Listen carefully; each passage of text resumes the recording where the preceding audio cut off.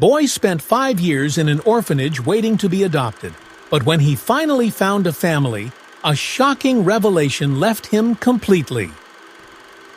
He was about to finally have a home, but a DNA test revealed something no one expected. Now, everything has changed, and this boy's fate will take a surprising turn. What really happened? Stay until the end to discover this emotional story.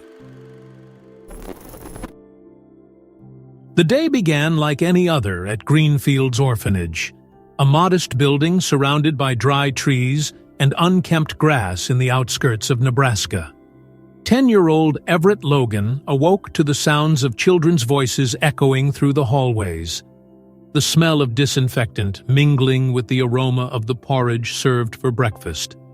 The pale morning light filtered through the fogged windows, reflecting off the worn wooden floor.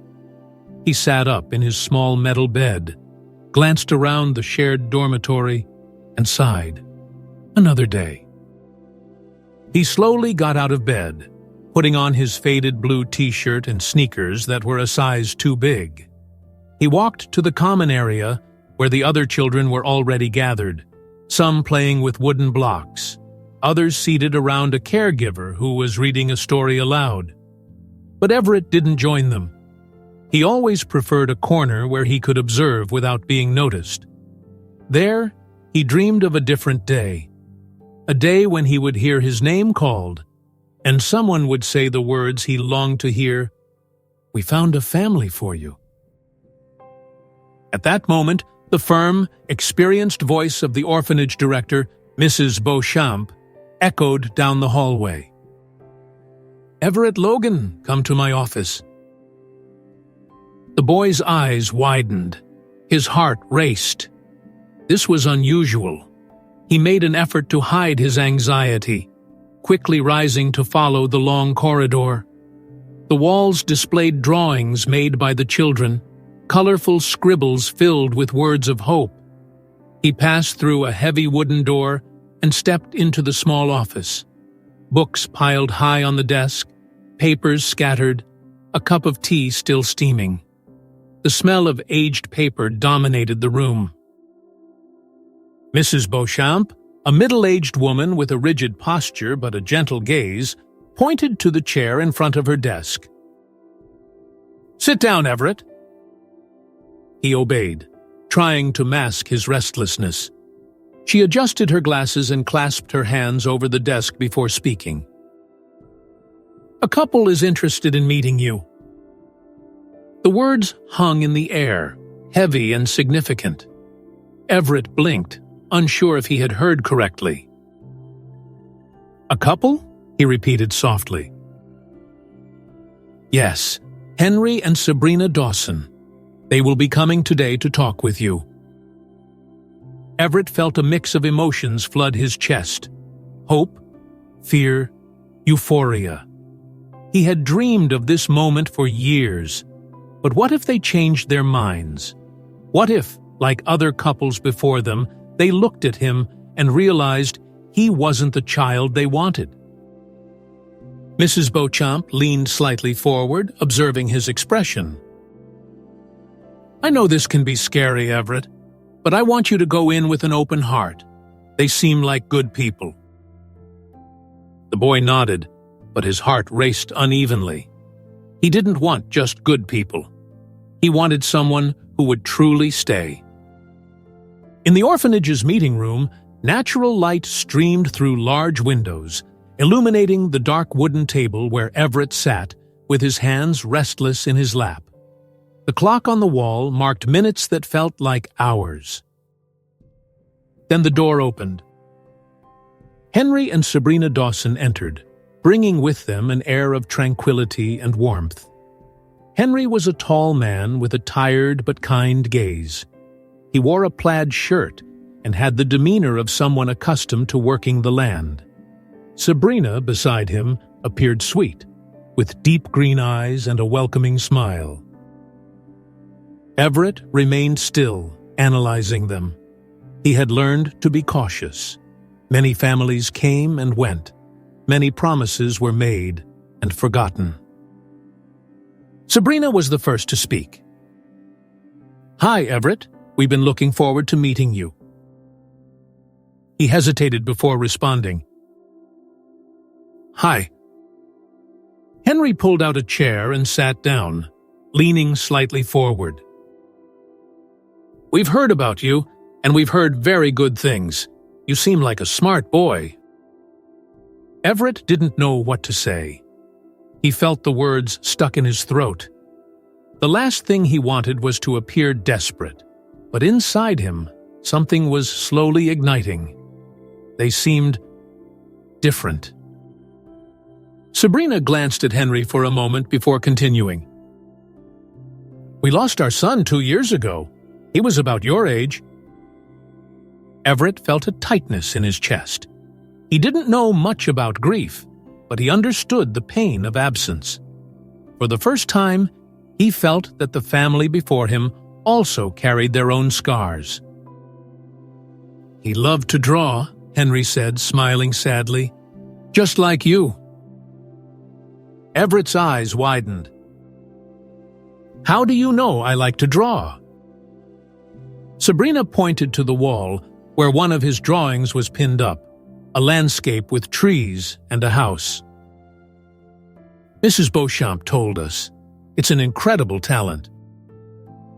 The boy looked down, unsure how to handle the compliment, but deep down, something warmed his heart. They continued conversing, and Everett gradually opened up. They asked about his interests, his favorite subjects in school, what he liked to do on his days off. For the first time in a long while, he felt heard, as if he truly mattered. When the meeting ended, Henry looked at him sincerely. "We'd like to get to know you better, Everett. If all goes well, who knows, we might become a family." "A family?" The word echoed in his mind. He swallowed hard, feeling a knot in his throat. He wanted to believe. He wanted to let this spark of hope grow inside him. But there was still something inside him telling him not to get too attached too quickly. In the orphanage's internal office, Mrs. Beauchamp calmly flipped through the documents. The adoption process required various formalities, and among them was a DNA test. It wasn't a common requirement, but in some states, it was a safety protocol. Henry and Sabrina did not oppose it. The director typed the necessary information into the system, preparing to send the request to the lab. That's when a red alert appeared on the screen. She frowned. A genetic correspondence was found. Her breath hitched for a moment. This was rare. In most cases, the children in the orphanage did not have known relatives, but there it was, a living relative, a direct biological link. She clicked on the details. Name, Connor Moore. Relationship, biological father. Status, located. The surprise was instant, but it soon gave way to deep concern. She stood up, quickly closing the computer screen. She glanced at the door where Everett had just exited, a small smile still shining on his face after the meeting with the Dawsons.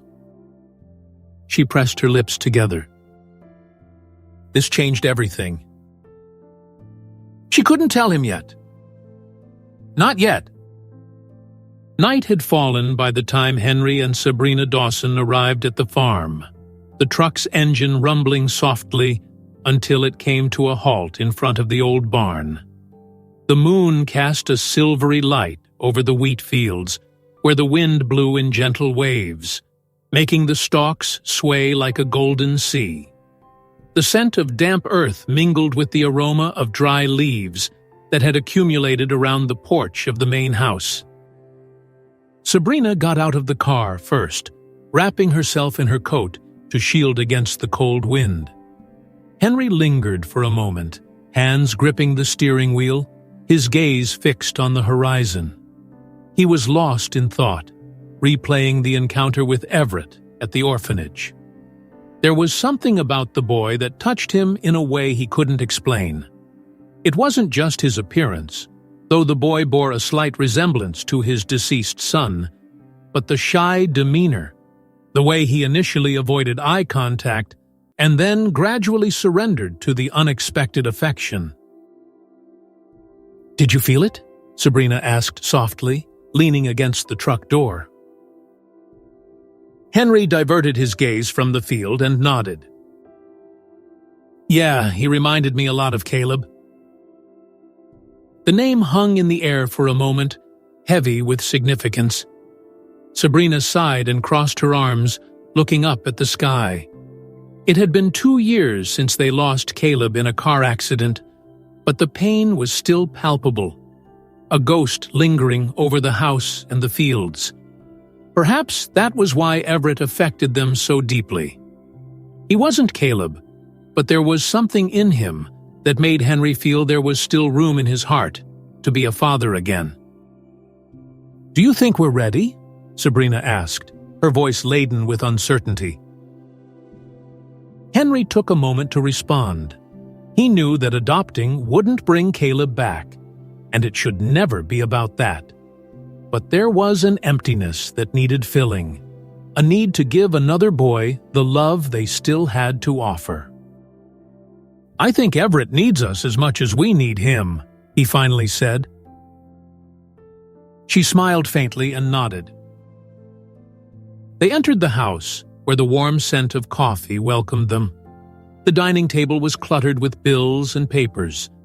Sabrina furrowed her brow as she scanned the numbers. The last harvest had not been good, and the debts kept piling up. Maintaining the farm was becoming increasingly difficult. Henry knew this, but he avoided discussing it. He sat down, ran his hands over his face, and stared at the pile of bills. "If things don't get better, we might need to sell some more equipment," he murmured. Sabrina sighed. It wasn't a new conversation. But now, with the possibility of adopting Everett, the weight felt heavier. Bringing a child into that unstable scenario was a legitimate concern. Still, when she closed her eyes, the image of Everett's shy smile filled her mind. "It will work out," she said, more for herself than for Henry. Across town, at the Greenfields orphanage, Everett was in the cafeteria, surrounded by noisy children jostling for spoons and pieces of bread. He stirred his plate without much appetite, his thoughts revolving around the Dawsons' visit. He still felt the warmth of Sabrina's words, the gentle firmness in Henry's voice. For the first time in years, he allowed himself to imagine a life outside of there.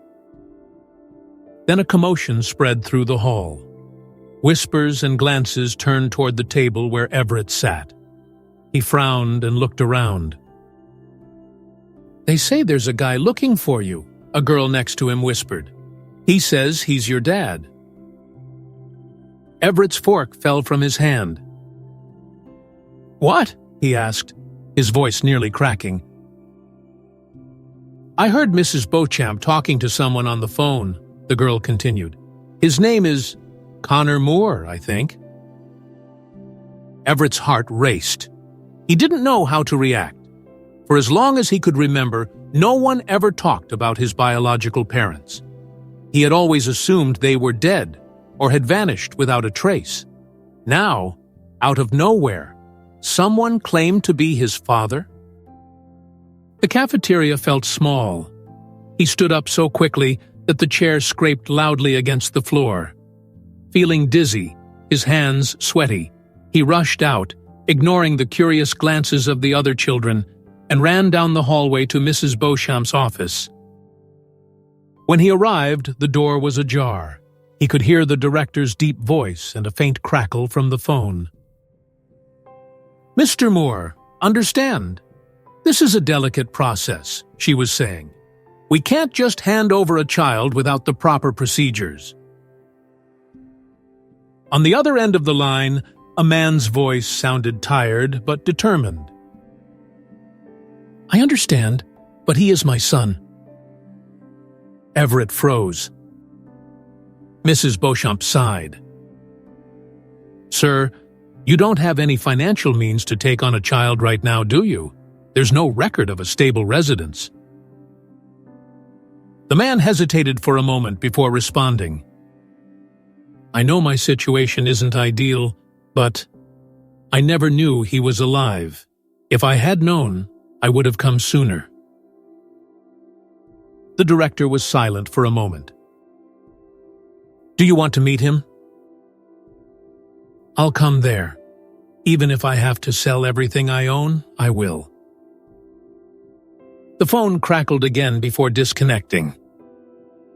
Everett took a step back, feeling the weight of those words in his chest. He has a father, and that father is coming to see him. But he didn't know whether this was good news or bad. If you're enjoying this story so far, take a moment to subscribe to the channel, turn on the notification bell, and hit the like button. Your support is essential for the growth of this channel and helps bring more emotional stories to life.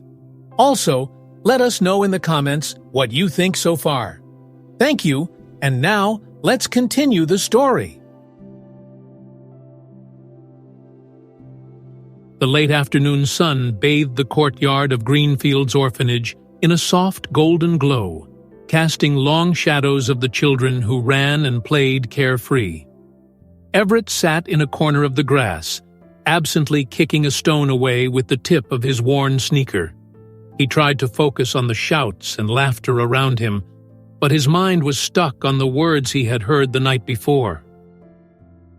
He has a father, and that father is coming for him. The idea made no sense. It was as if a stranger were about to invade his life, and Everett didn't know how he should feel. Should he be happy? Scared?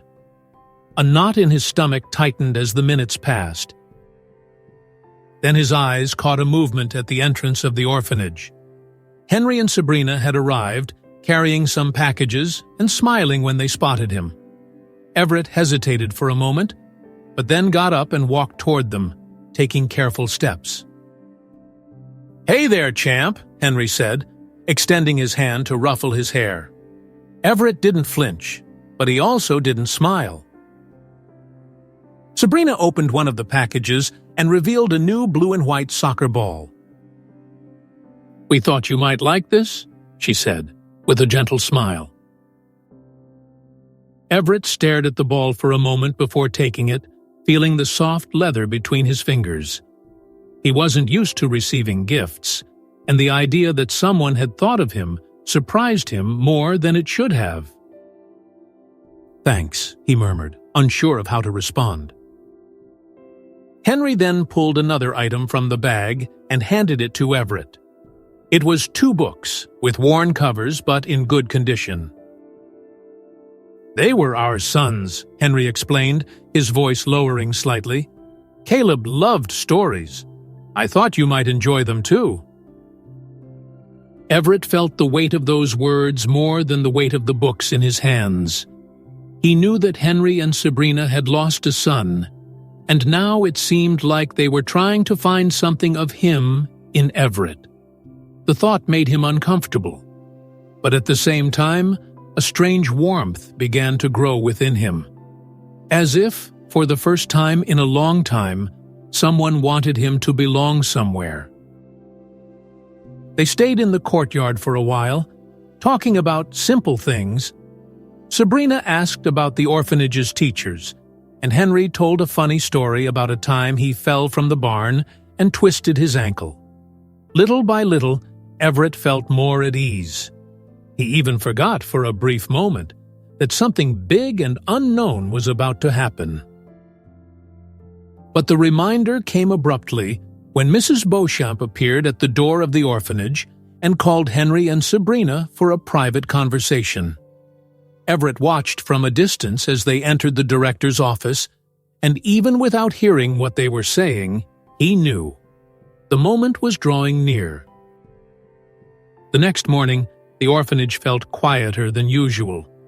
Everett sensed the tension in the air as he finished his breakfast with little appetite. The other children whispered, and he knew they were talking about him, about the man who was coming, the man who claimed to be his father. The reception area of the orphanage seemed smaller than normal. Everett stood by one of the columns, partially hidden in the shadows, as he watched the door open. Connor Moore entered with slow, awkward steps, a slight limp noticeable in his left leg. He looked visibly exhausted, his simple, worn clothes and deeply lined face marred by dark circles under his eyes. Everett had never seen this man before, but there was something in his eyes that felt familiar. Henry and Sabrina stood next to Mrs. Beauchamp, watching the scene with caution. The atmosphere in the room was tense, as if everyone was waiting for something to break the silence first. Connor looked around, and when his eyes landed on Everett, he stopped. For a moment, it felt like the whole world had vanished around them. He opened his mouth as if to speak, but then closed it again, unable to find the words. Connor began, his voice hoarse. I didn't know you were alive. The phrase hung in the air like an unexpected blow.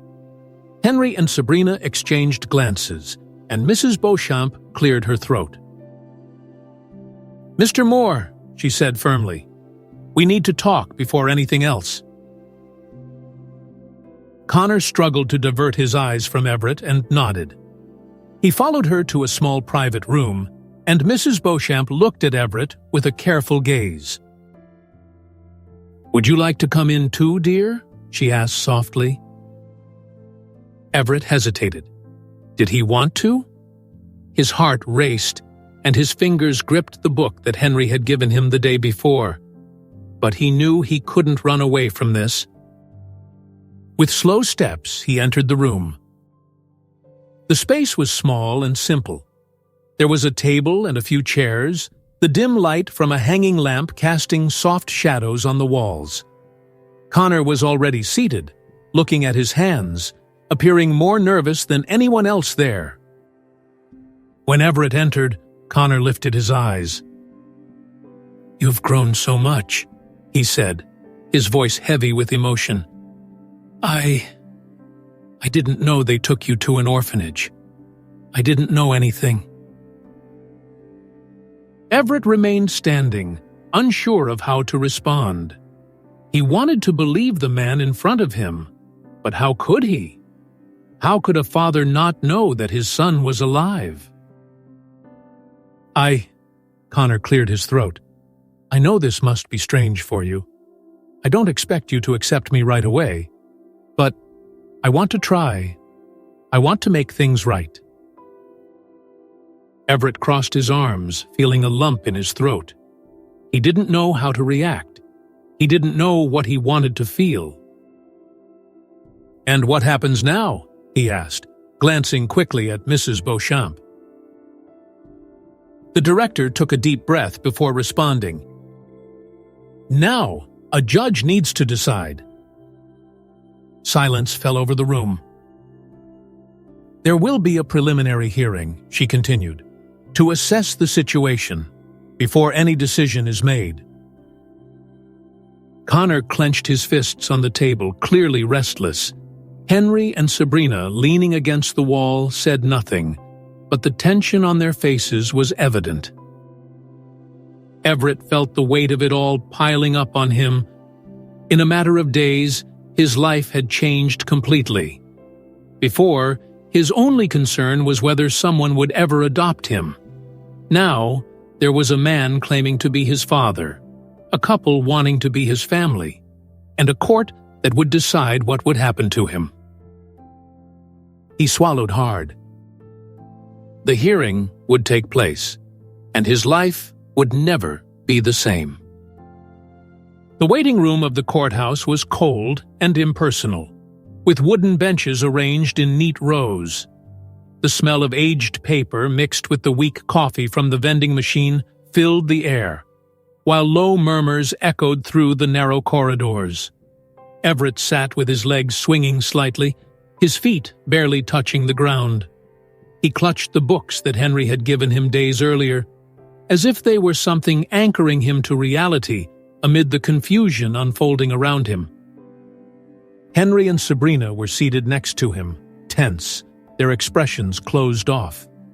Henry had his arms crossed, watching Connor on the other side of the room with narrowed eyes. Sabrina, on the other hand, seemed less rigid. There was something in her posture that conveyed a silent hesitation, a lingering doubt about what was right and just at that moment. Connor was alone, leaning against the wall, his face tired and his shoulders slumped. He rubbed his left leg from time to time, as if trying to relieve a constant pain. When he lifted his eyes, he caught a glimpse of Everett for a brief moment. The boy didn't immediately look away, but he also didn't hold the contact for long. This man claimed to be his father, but Everett didn't know what that meant. He didn't know how he was supposed to feel. The door to the courtroom opened, and an officer called out names. Everyone stood up, Everett's heart racing as they entered the room. The judge, a middle-aged man with thick glasses and a serious expression, waited patiently behind a heavy oak desk. Stacks of documents were organized in front of him, and he flipped through some pages before lifting his eyes to the attendees. "Let's get straight to the point," he said, without preamble. "Mr. Moore, according to the orphanage records, you are claiming paternity of Everett Logan, alleging that you were unaware of his whereabouts until recently. Can you explain how this came to be?" Connor swallowed hard and nodded, shifting in his seat. He looked uncomfortable under the scrutinizing gazes of the judge, Henry, Sabrina, and Everett. He took a deep breath before speaking. 10 years ago, I was in a car accident," he began, his voice low but steady.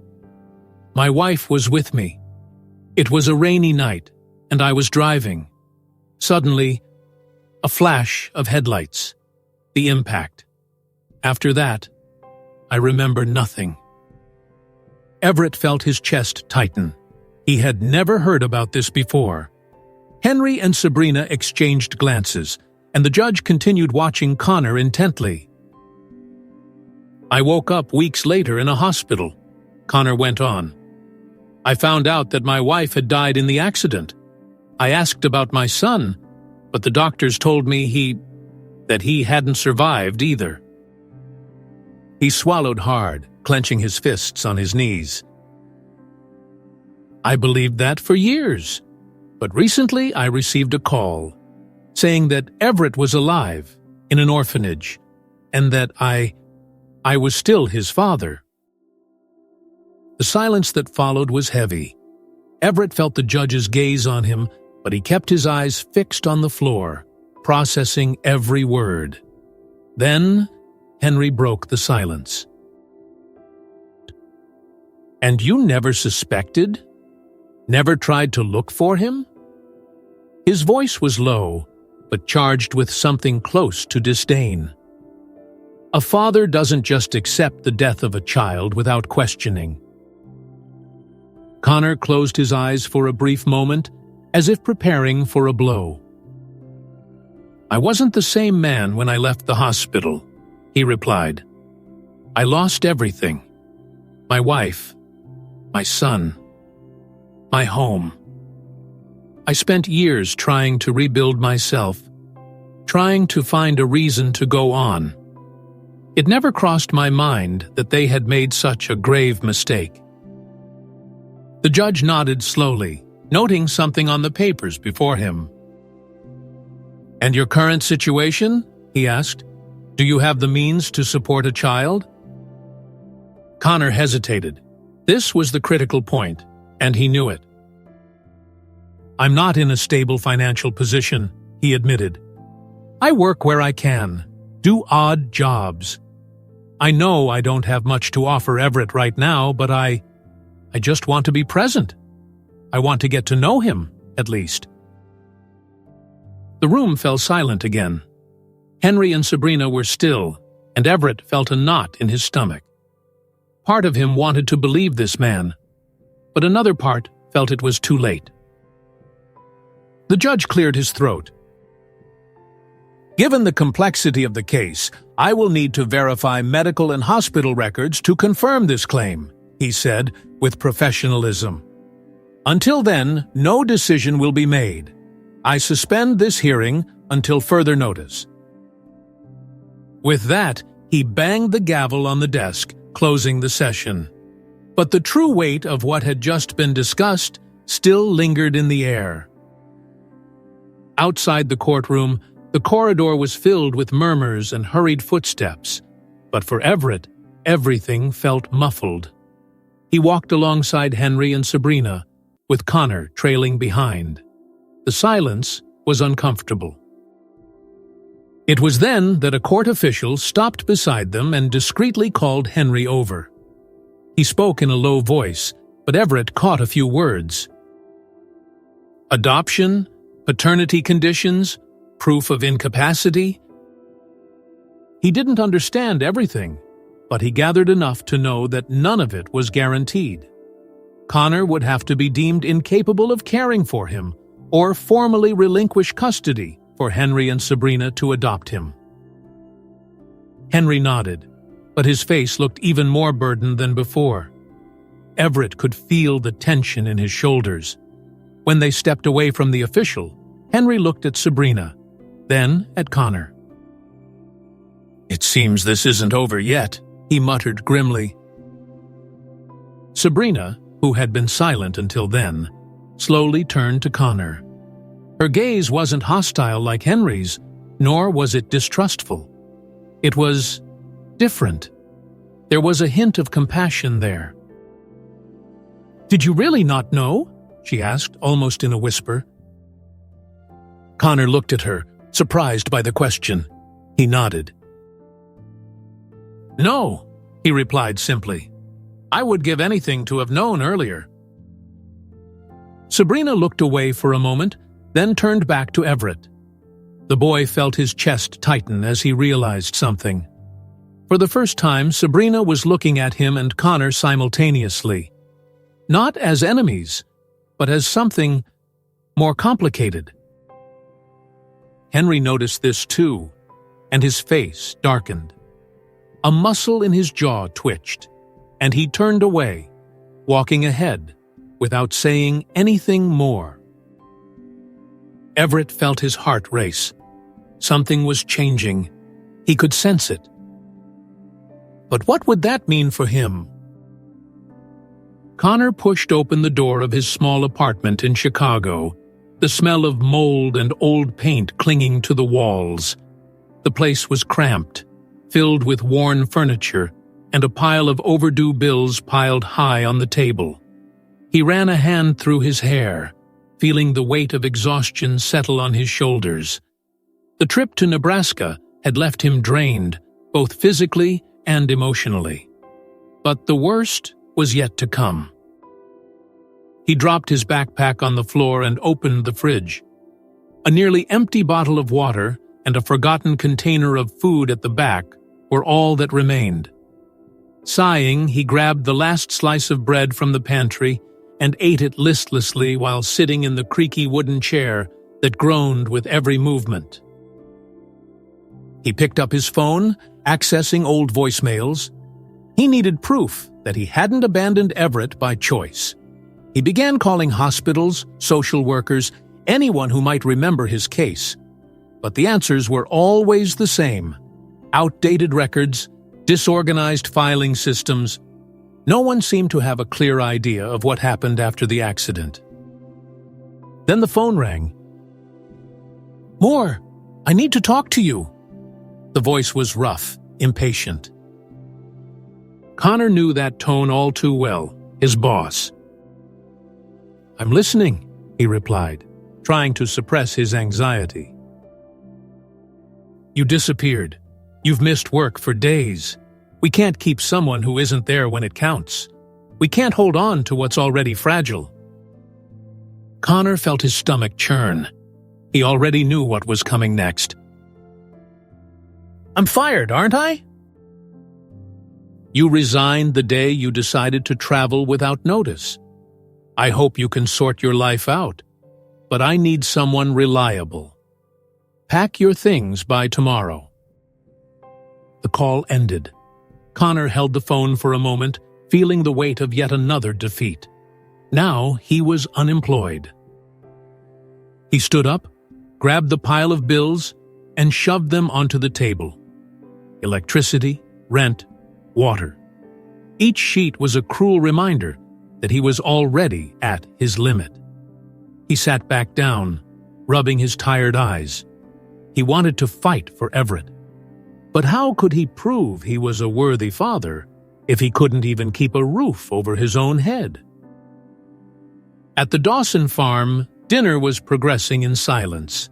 The smell of freshly baked bread and cooked meat hung in the air, but no one seemed to have much appetite. Everett poked at the food on his plate, deep in thought. Henry glanced at the boy from time to time, suspicious of his restlessness. Sabrina, sensing the tension, decided to ask, "Is everything okay, dear?" Everett hesitated for a moment before voicing the question that had been on his mind all day. "Is Connor bad?" The sound of cutlery clinking on the table filled the immediate silence. Henry clenched his jaw and let out a heavy sigh. Sabrina shot him a cautious glance before answering. "Why do you ask that, dear?" Everett looked at her, then at Henry. "The kids at the orphanage said he abandoned me, but he seems sad, like someone who misses me." He bit his lip. "I just wanted to know if he's a bad person, if I should stay away from him." Henry pushed his plate aside, crossing his arms. The discomfort was palpable. "He wasn't here when you needed him," he said, his voice harsher than he intended. "I don't know if that makes him bad, but—" "Henry!" Sabrina interrupted him cautiously. Henry shut his mouth, but didn't relax. Everett lowered his head. His voice trembled. "I just don't want to lose you." The confession came with silent tears. Sabrina reached out, touching his hand and squeezing it gently. "You'll never lose us," she assured him. Henry took a deep breath, his expression softening slightly. The weight of his own frustration made him realize he might have been too harsh. He reached out and ruffled the boy's hair. "You're ours, kid, no matter what happens." Everett sniffled, nodding, but deep down, a doubt still lingered. Later that night, Sabrina sat in the armchair of the farm's office, her eyes fixed on the landline phone on the table. Dinner had left her unsettled. Everett was confused, and Henry was becoming inflexible about Connor. But there was something in her that couldn't ignore the lost look in that man's eyes, his desperate attempt to justify what had happened. She picked up the phone and dialed the orphanage's number. "Greenfields Orphanage, how can I help you?" "Mrs. Beauchamp, it's me, Sabrina Dawson." "Ah, Mrs. Dawson, how can I assist you?" Sabrina hesitated, but then decided to be direct. "None. I wanted to know more about Connor Moore, if there was any attempt on his part to reach out before this recent upheaval." There was a silence on the other end of the line. "He left messages." "Yes," the director replied cautiously. "Several, in fact. But we never had a way to confirm he was who he claimed to be. He said he had an accident, that he was trying to find his son, but there was no proof. I personally asked him to try to obtain documents, but he never returned with anything concrete." Sabrina felt a shiver run down her spine. "Do you still have those messages?" "I have some archived in the system, but Mrs. Dawson, why are you asking about this?" She glanced at the door, ensuring Henry wasn't nearby. Because, she took a deep breath, because maybe he's telling the truth. Mrs. Beauchamp sighed. If you'd like, I can send copies of the documents and contacts we have. Perhaps that will clarify things. Sabrina closed her eyes for a moment before responding. Yes, please send them to me. She hung up the phone, her heart racing. She didn't know exactly why she was doing this, but something inside her told her that Connor deserved at least a chance to be heard. What she didn't know was how Henry would react when he discovered what she was about to do. Connor arrived in Nebraska in the cold early morning, huddled in his bus seat, his body sore from the long journey. His coat was worn and his shoes were battered. When he stepped off at the station, he felt the biting wind tear at his skin and pulled his hood tighter to try to shield himself. In his backpack, the papers he had managed to gather in recent days were carefully folded, as if they were his only hope. He walked to a small cafe next to the bus station, ordered a black coffee, and sat down in a secluded corner. His fingers trembled as he took out his phone and typed a quick message to Sabrina. I got the documents, I'm back. Minutes later, his phone buzzed with her reply. Meet me at the orphanage at 10 a.m. I'll help you get everything organized. He took a deep breath. Knowing that at least one person didn't see him as a monster was a relief. At 10 o'clock sharp, Sabrina was already at the orphanage, organizing papers in Mrs. Beauchamp's office. The ticking clock on the wall filled the silence of the room as she tried to maintain a calm expression. When she heard the door open, she looked up and saw Connor enter, visibly tired but with a determined posture. You look exhausted, she said, rising to greet him. I'm fine. Connor tried to muster a smile but failed. He took the papers he had obtained from the hospital out of his backpack. Here are the medical records. The hospital confirmed I was in a coma for over a year after the accident. Sabrina took the papers and flipped through them carefully. The records were clear. Connor had suffered multiple injuries, including a skull fracture. He had been hospitalized for months, and due to the severity of his condition, his mental state upon waking had been compromised. He didn't know Everett was still alive. This will help, she said, returning the papers. The judge needs to see this. Connor nodded, but his gaze lingered on her for a moment. Sabrina noticed and looked away. She felt compassion for him. It was evident that Connor wasn't a bad man, just a broken man caught in circumstances beyond his control. But before she could say anything, the door to the office opened again. Henry! The air in the room changed immediately. Henry's eyes fell on Connor, then on Sabrina, and the tension thickened in the cramped space. He noticed the bond between the two and didn't like what he saw. Can I talk to my wife? Henry asked, keeping his eyes on Connor. Sabrina hesitated. Connor sensed the tension and took the papers back, tucking them away in his backpack. I was just leaving, he murmured, sidestepping Henry as he passed by. When the door closed, Henry crossed his arms. Since when did you become his advocate? Sabrina sighed, weary. Henry, he's not who you think he is. You saw the documents. He was a victim of a bureaucratic error, and now he just wants to make things right. And you decided to help him? Henry's voice carried a bitter tone. I decided to help Everett. She looked firmly into her husband's eyes. Because, in the end, this is about him, not us. Henry didn't respond. He just took a deep breath and left the room, leaving Sabrina alone with her thoughts. The courtroom was silent as the second hearing began. The judge flipped through the medical documents presented by Connor, while Everett, Henry, and Sabrina sat on the other side, watching. Connor kept his head down, his hands clenched on his knees. "These records confirm that you were in a coma for over a year after the accident," the judge said, adjusting his glasses. "This explains the confusion regarding the child's whereabouts." Connor nodded. "I never knew he was alive," he said, his voice thick with emotion. "I woke up and no one was there to tell me. By the time I tried to find out, it was too late."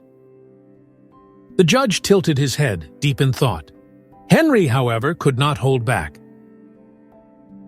"That doesn't change the fact that he was driving drunk," he said firmly. "He caused the accident that killed his wife and put Everett in this nightmare." Connor felt an overwhelming weight in his chest. The room fell silent for a moment. "I know that," he murmured, not looking at anyone, "and I will never forgive myself." The impact of those words hit Everett like a punch to the gut. He widened his eyes, heart racing. "What?" The boy's voice was weak. Connor finally looked at him. "I caused the accident, Everett. It was my fault." The world seemed to spin for the boy. He felt his legs weaken and, without thinking, he jumped up and ran out of the courtroom. "Everett!" Sabrina called, immediately getting up to follow him. Connor lowered his head as Henry glared at him with silent fury. The judge sighed and tapped his gavel. "We will suspend the hearing for today." In the courthouse hallway, Everett was leaning against the wall, his arms crossed over his chest, his face hidden against his knees. Sabrina knelt beside him, lightly touching his shoulder. "Sweetheart, I know this is a lot to process." "I don't know what to think," his voice came out muffled. "I don't want to go back to the orphanage, but also, I don't know if I can forgive him."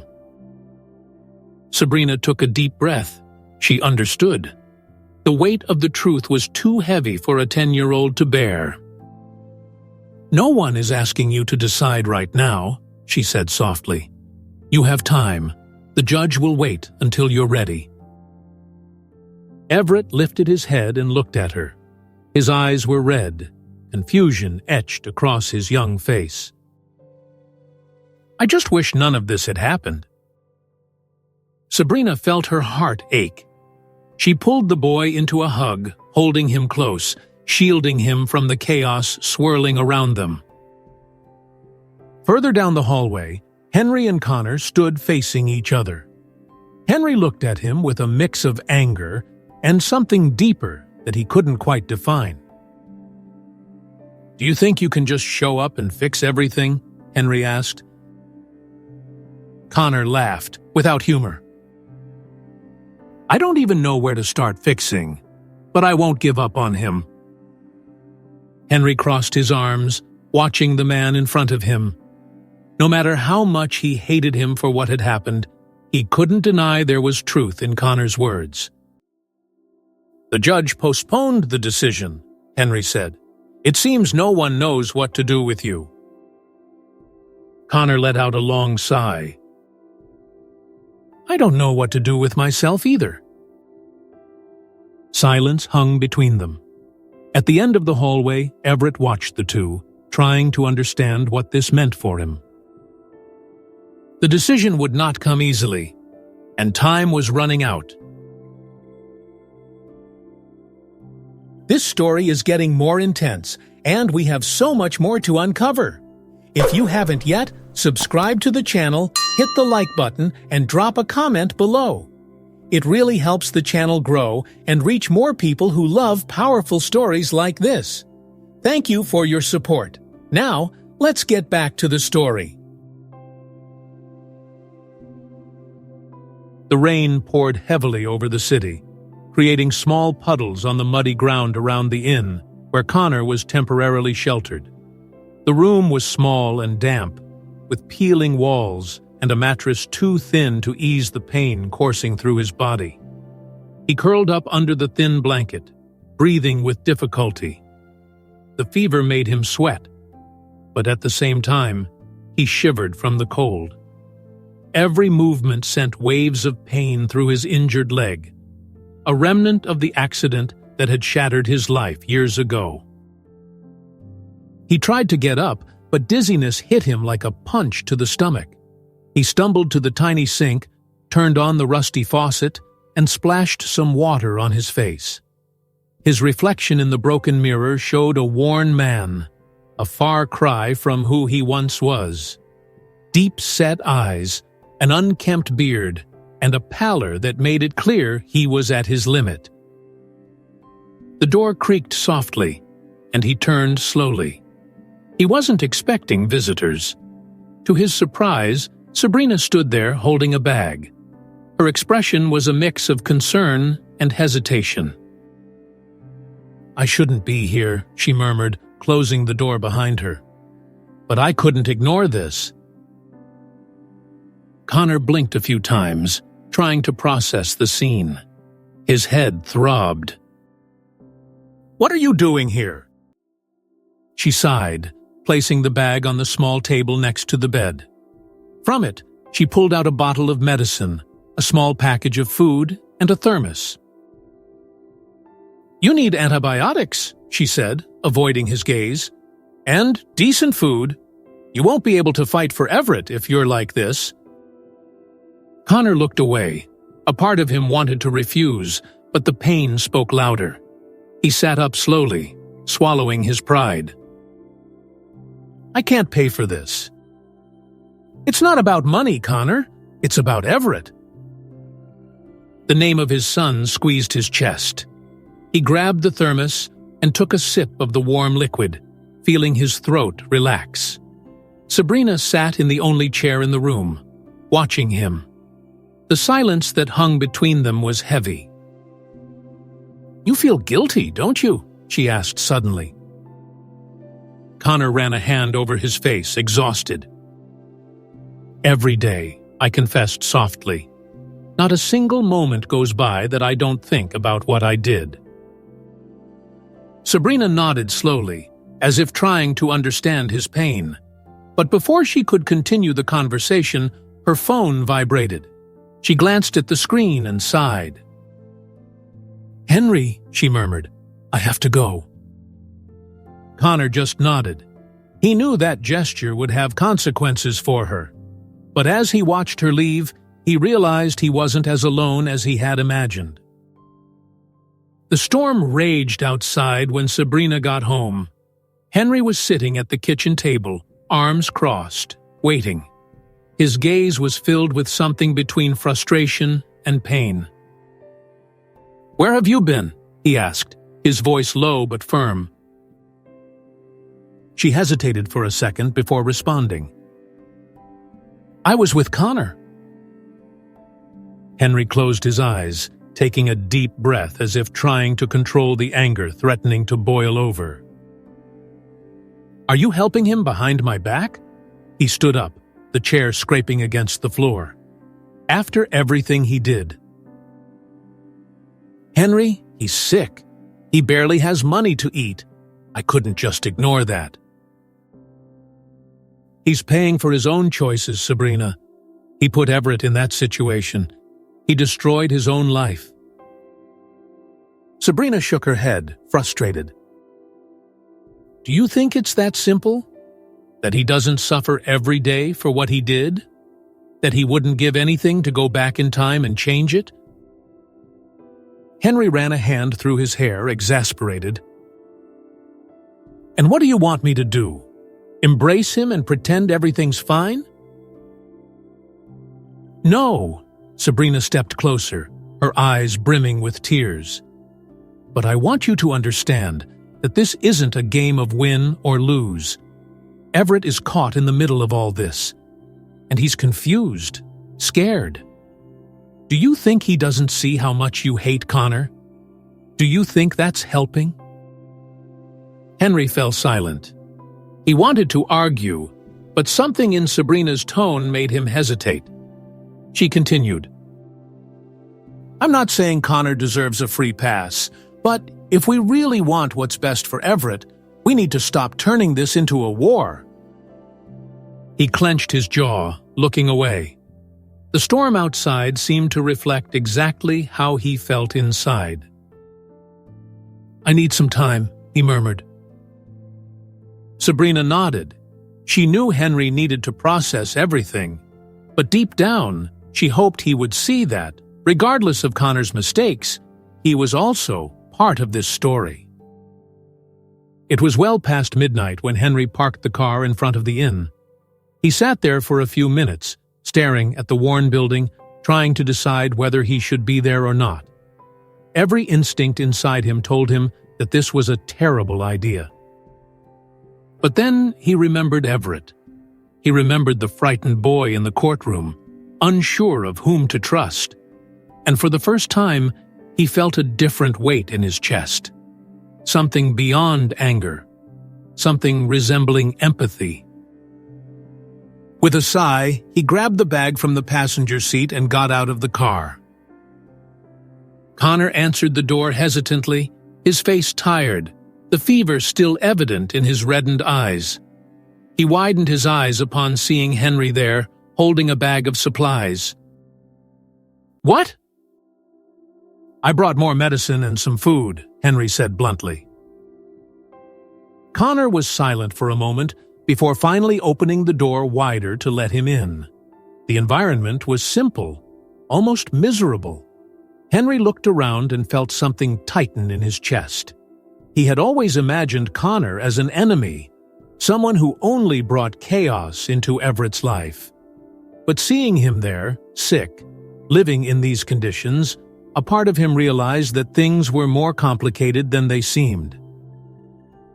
He placed the bag on the table. "Sabrina told me what happened," he said, crossing his arms. "I didn't come here to forgive you. But I also can't keep pretending you don't exist."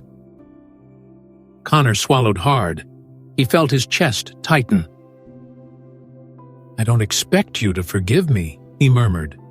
"I just want Everett to have a chance, to have a better life, independent of me." Henry looked at him for a long moment.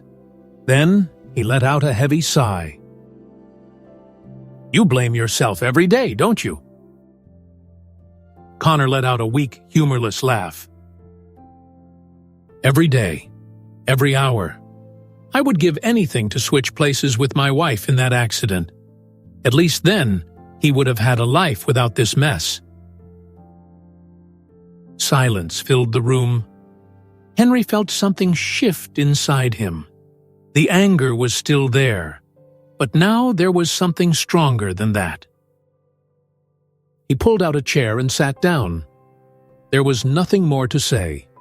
Not yet. Connor looked at him, tears welling in his eyes. For the first time in years, he didn't feel alone. The rain lessened outside, while inside that small inn room, a new chapter was being written. It wasn't an ending. It wasn't a magical solution. But perhaps it was a beginning. And Everett, unknowingly, was at the center of this transformation. The silence in the small room of the inn was nearly absolute, broken only by the distant sound of rain trickling down the gutter. Connor looked at Henry, trying to comprehend what was happening. The man who had seen him as an enemy just days before was now there, bringing medicine and, in some way, an unexpected truce. Neither of them knew exactly how to process this new reality. Henry sighed, pulling his coat tighter around himself. He looked around, absorbing the modest environment Connor lived in. It was very different from the spacious farm where he and Sabrina were building a home for Everett. It was a harsh reality that he had never really considered until now. "You need a doctor?" Henry said bluntly. Connor scoffed, looking away. "I can't afford that. Besides, there are more important things happening." Henry crossed his arms. "You won't be able to help Everett if you're dead." Connor laughed, but there was a hidden bitterness in it. He knew Henry was right. For days, he had been ignoring the increasingly intense pain in his leg, the fever that kept coming back, the weakness that drained his strength. It wasn't just emotional exhaustion. His body was failing him, and he knew it. And "I know a doctor in town," Henry continued. "We're going tomorrow, no discussion." Connor hesitated, but in the end, he nodded. He had already lost so much. He didn't want his own stubbornness to be the reason he lost the only thing that still mattered. The next morning, Henry parked his truck in front of the town hospital. The building was small, simply designed but efficient. Connor got out slowly, leaning against the door for support. Henry, without saying anything, offered his arm to help him. Connor hesitated for a second but accepted the support. Walking was becoming an exhausting effort. Inside the clinic, the smell of antiseptic and the murmurs of quiet conversations filled the air. The doctor, an older gentleman with graying hair and an attentive gaze, examined Connor patiently. "Have you suffered any serious injury to this leg?" he asked, assessing the swelling. "A car accident," Connor replied, without going into details. The doctor nodded and requested some tests. While waiting for the results, Connor and Henry sat side by side in the sterile white corridor. The silence between them was heavy, but not uncomfortable. "She loved vanilla coffee," Connor suddenly said, looking at his hands. Henry frowned. "Who?" "My wife, Everett's mother. Every morning, before leaving for work, she would make coffee and add a bit of vanilla extract. I hated the smell at first, but then—" He chuckled softly. "Then I grew to love it." Henry remained quiet. He didn't know much about the woman who had once been Connor's wife, Everett's biological mother. Knowing that she had existed, that she had habits, dreams, that one day she held that boy in her arms with the same love he and Sabrina wanted to give him now, was a thought that touched him in an unexpected way.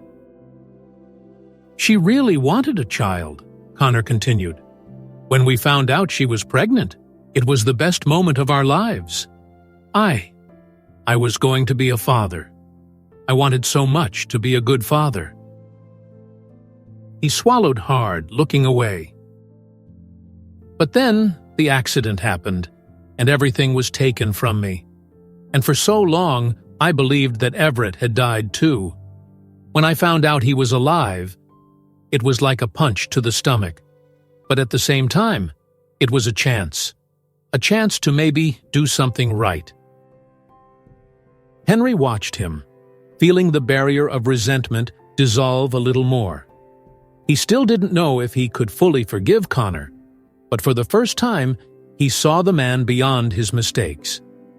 He saw someone who had lost everything and was still trying. The doctor returned, holding the test results. "You need rest and proper treatment," he said. "The infection in your leg isn't serious, but it can worsen. I'll prescribe antibiotics and some follow-up care. Your body has been through a lot of trauma." Connor nodded, thanking him. But deep down, he knew that the greatest trauma wasn't physical. Meanwhile, at the Green Fields Orphanage, Sabrina watched Everett sitting at the desk, scribbling something in his notebook. He seemed quieter than usual. Since the last hearing, he appeared lost in his own thoughts. "What are you thinking about?" she asked softly. Everett sighed, not looking up. "About my dad." Sabrina moved closer and pulled a chair next to him. "Which one?" He smiled faintly, but the smile faded quickly. I have nightmares sometimes, he confessed. I dream that Connor is a monster, that he's going to take me away from you guys. But then I think about the way he looks at me, and I get confused. He seems sad. Sabrina gently took his hand. The real monster, Everett, isn't a person. It's the unresolved past, the fear of facing the truth. Connor made mistakes, but he's not a monster. He's a man who lost so much and is trying to find a way to make things right.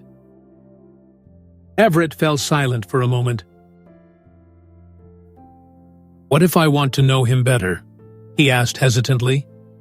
Does that mean I don't love you? Sabrina felt a lump in her throat. Of course not, my love. A person's heart doesn't work that way. You don't have to choose between loving someone and loving another person. Love grows. It doesn't divide.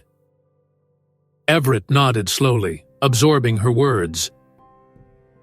So, I think I want to know his side, before I decide. Sabrina smiled, proud of the boy's maturity, but deep down she knew this would complicate things even more. The judge scheduled the final hearing. The whole town seemed to be talking about the case. It was an unusual situation. A boy torn between two families, a decision that could change his life forever. In the courtroom, journalists crowded outside. Henry and Sabrina arrived early, holding Everett's hands. Connor arrived shortly after, walking slowly, still debilitated.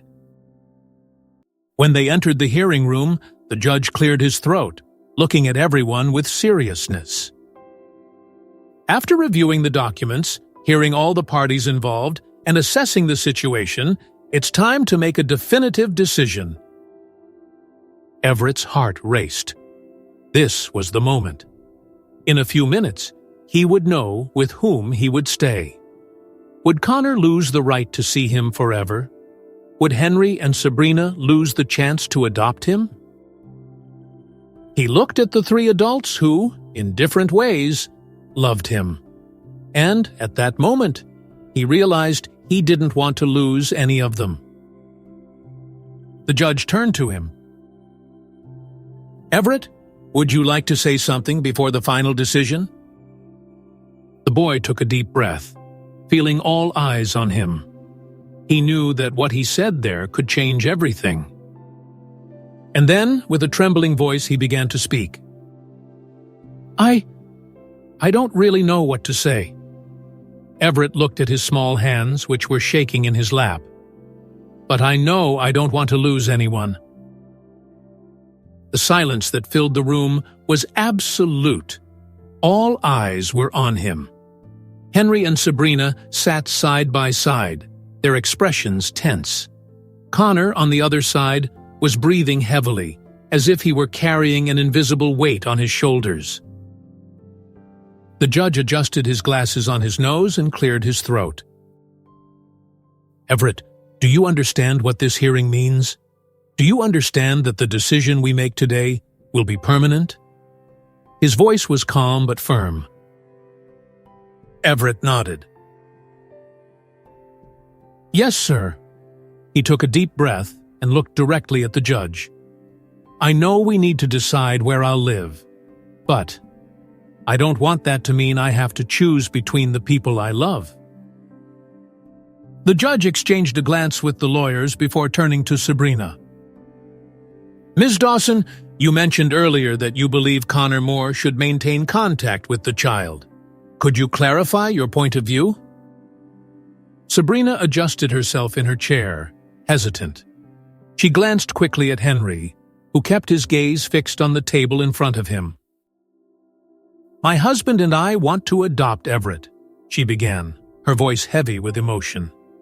We want to give him a home, a stable family, security. But I also believe that family is more than just a piece of paper. Connor, he's not perfect. He has made serious mistakes. But what I see in him is not a neglectful or cruel man. I see a father who lost everything who lived for years believing his son was dead. And now that he knows Everett is alive, he wants to be part of his life. And frankly, I don't think Everett should be deprived of that. Henry turned his face away, clearly uncomfortable. The judge attentively observed Sabrina's words before turning to Henry. "Mr. Dawson, what do you have to say?" Henry finally lifted his gaze, his jaw tense. "I want to adopt Everett. I want him to be my son, officially." He took a deep breath, as if battling an internal struggle. "But I can't deny that. Despite everything, Connor cares. I just want what's best for Everett." The judge then turned to Connor.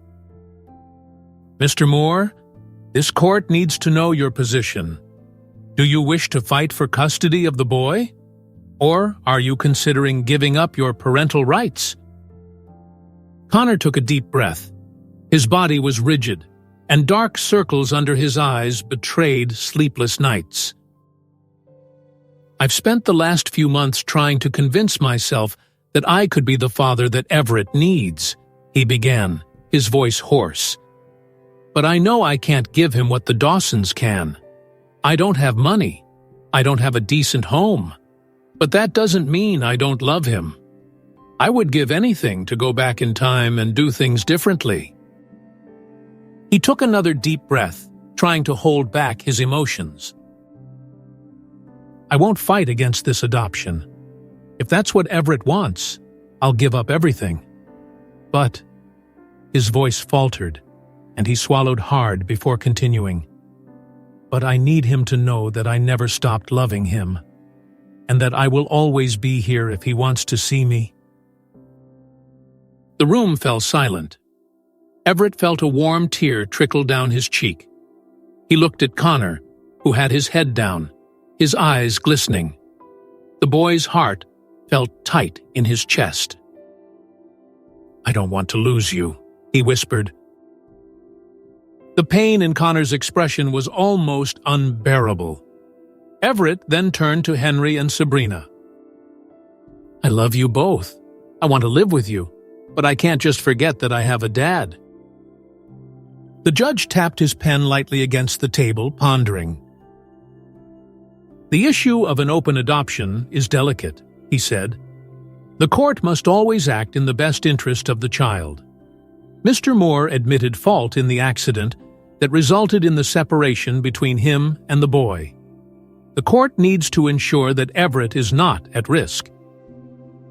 The tension in the air increased. Connor closed his eyes, defeated. Everett looked desperately at the judge. "He's not a danger to me," he insisted. The judge remained silent before finally speaking. "We will take a brief recess to consider all options. Upon our return, I will issue my final decision." And with that, the gavel struck, and everyone in the room held their breath. Everett's fate was about to be sealed. In the courthouse hallway, the air was heavy, laden with unspoken expectations and emotions. Everett felt his heart pounding in his chest as he looked at Sabrina, who gently held his hands.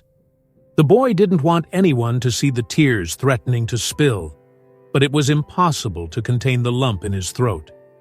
Connor sat on a nearby bench, his shoulders hunched as if he were carrying the weight of the world. He avoided making eye contact with anyone, yet Everett silently observed him, feeling a pain he couldn't quite explain. Henry paced back and forth, breathing heavily, his hands stuffed in his pockets. His mind was filled with conflicting thoughts. He wanted to protect Everett, give him a stable and loving life, but at the same time, he knew he couldn't erase Connor's existence. Sabrina, always more attuned to the emotions around her, saw everything and understood her husband's fears and doubts. Everett swallowed hard before stepping closer to Connor. The man looked so small in that moment, a stark contrast to the day he arrived at the orphanage, determined to reclaim his son. Now, his gaze was lost, devoid of hope. "Dad." The word slipped from his lips before he realized it. Connor suddenly lifted his face, as if struck by lightning. Everett's blue eyes locked onto his, and for a brief moment, he thought he must have misheard. "What did you say?" Connor's voice trembled, nearly cracking. "Dad," Everett repeated, this time with more certainty. Connor couldn't hold back his tears. His whole body shook as he covered his face with his hands, his chest rising and falling in an uneven rhythm. He cried without caring who saw, unashamed to express everything he felt. Everett embraced him, and Connor held him tightly, as if afraid to let go and lose him again. Sabrina watched the scene with misty eyes, while Henry looked away, taking a deep breath. The judge called everyone back into the courtroom, and before entering, Henry stopped beside Connor. "Don't mess this up," he said, his voice low but firm. "Don't hurt him again." Connor simply nodded, wiping his face with the back of his hand before following the others inside. The courtroom was silent as the judge resumed his place. He glanced at everyone present before adjusting his glasses and clearing his throat. "This case has been complex and emotionally challenging," he began. "Mr. Moore has made mistakes in the past, mistakes that had tragic consequences.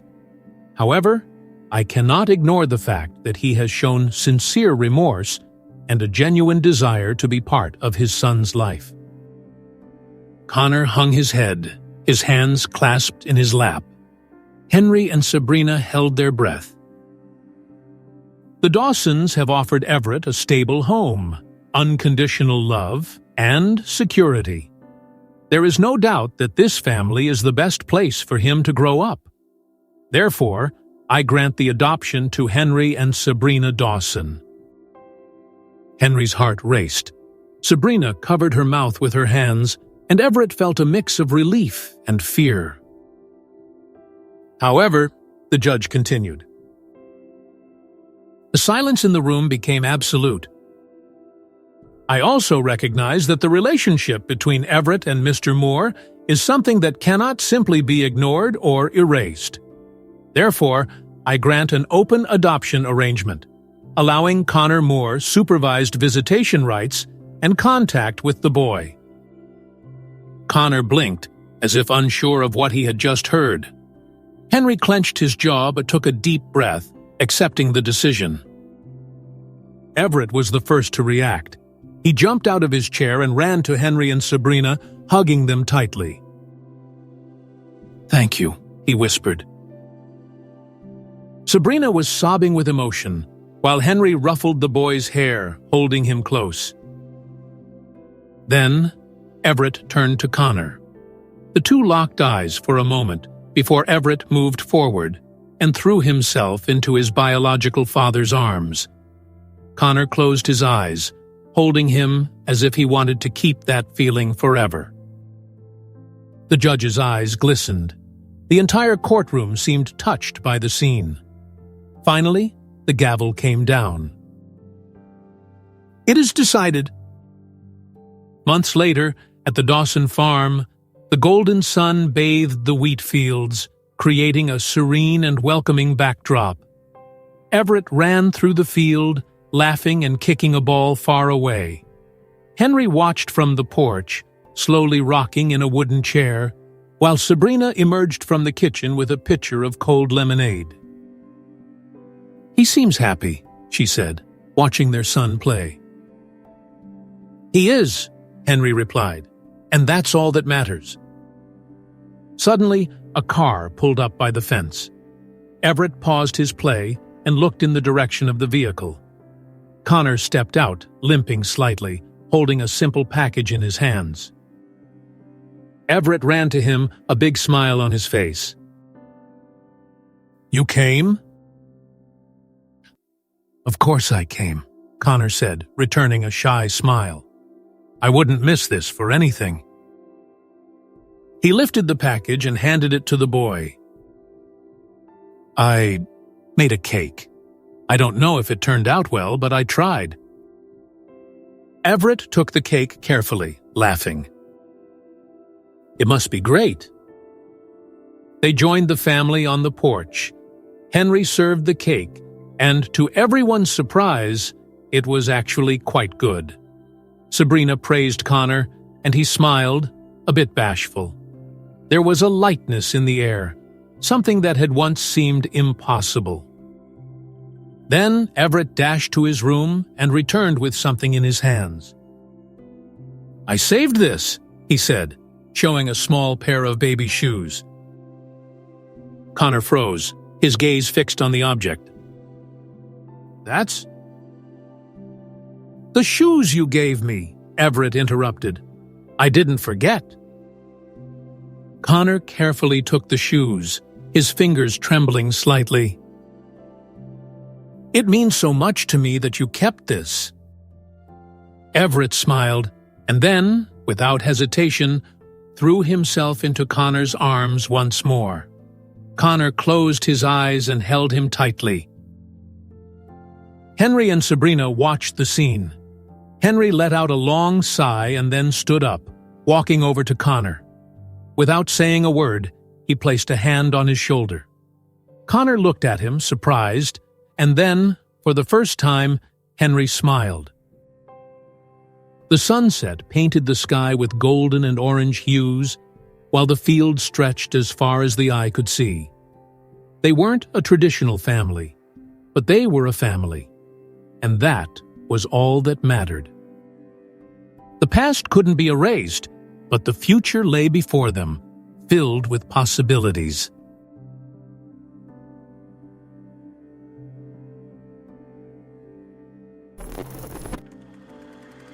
Family is not just about blood. It's about love, sacrifice, and the courage to forgive. This story showed us that even the deepest wounds can heal when hearts are open to understanding. Everett, Henry, Sabrina, and Connor proved that family is built through compassion and second chances. Life is full of unexpected turns, and sometimes what seems like a tragedy can lead to a new beginning. The past may shape us, but it doesn't have to define our future. In the end, love finds a way to break through pain and create something beautiful. Now, take a moment to reflect. If you had to make a life-changing decision between the past and the present, which path would you choose? And what did you think of this story? Share your thoughts in the comments below. If you enjoyed this story, don't forget to subscribe, turn on the notification bell, and hit the like button. Your support helps bring more emotional and powerful stories to life. And don't forget to watch the next video by clicking the card on the screen. Thank you for being part of this journey.